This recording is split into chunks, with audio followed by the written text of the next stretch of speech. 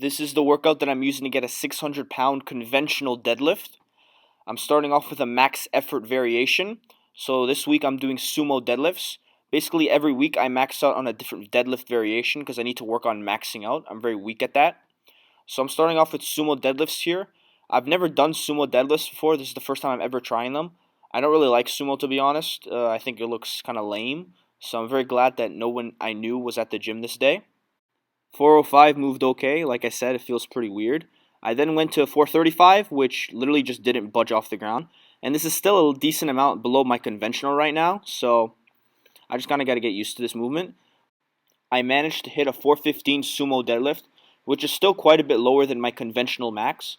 I did 2 weeks ago 455 with iffy form on conventional, so my sumo is quite a bit lower. I really think that by maxing out every week, I'm going to increase my strength a lot because that really top end portion, 95, 100%, that's really where I struggle. I'm really good at doing reps, but not very good at strength. Anyways, I move on to front squats here. This is what I'm using to just build some basic leg strength. I'm doing sets of 5 to 8 reps, and this week I'm going all out trying to see what I can do. So this is my mindset going into this exercise. If I get less than 5 reps on my first set, I'm basically going to kill myself. I'll be so freaking angry. If I get 5 reps, I'll just be disappointed. But if I get 6 or more, I'll be satisfied. So this is my top weight, 255. Not quite a PR from before my cut, but still respectable weight. And here I go. I got my squat shoes on, which means it's going to be super quad biased, which is just what I want.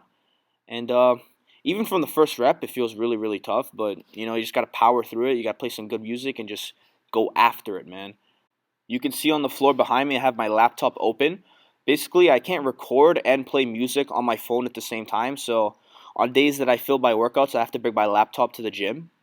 The thing about squats and leg exercises in general is that even though the reps look kind of easy, like that was my 5th rep, it looked fairly easy, it feels so difficult. And even on this last rep, my 6th rep, all I'm thinking in my head is, you better get this, you better get this. And looking back on the tape, it looks like I could have gotten one more, but I know for sure I couldn't have because it just felt so freaking hard.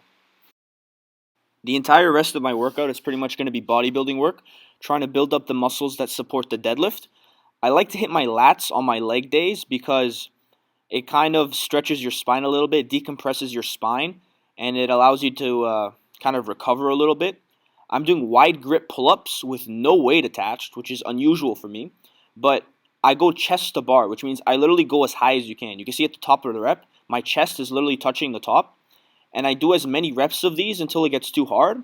Once it gets too hard to touch my chest to the bar, I just do my chin. So you see that rep right there was just my chin to the bar. And even though I'm not using any weight, this is a really good stimulus for my lats. Now that my legs have had a break, I'm going to move on to good mornings.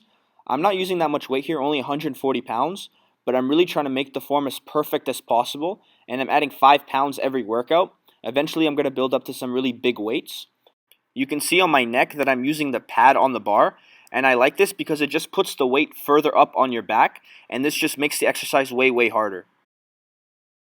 Iliac Lat Pull-downs are an exercise I haven't tried until just a few weeks ago, and I really like it because when you're using one hand, you can kind of twist your body at the top just like that, and you really get this insane stretch on your lower lats that I've never ever felt before. So for me, this exercise is definitely a keeper. I'm going to keep it in my program for a long time. Don't use this if you're a beginner. If you're a beginner, just do normal weighted pull-ups. You don't need this exercise yet. I did do leg extensions after, but I don't have any footage because my friend came to work out with me and I didn't want to be that cringe guy that was filming. My final exercise after my friend left is this ab machine. I had never tried this before, but I want to give it a shot. It actually feels pretty good, so I'm going to stick with it for a few weeks. Really just pump the abs, try to get them to grow, and help me stabilize my trunk during the deadlift. If you want to know the epic program that got me to a 500 deadlift, check out this video on the screen right now.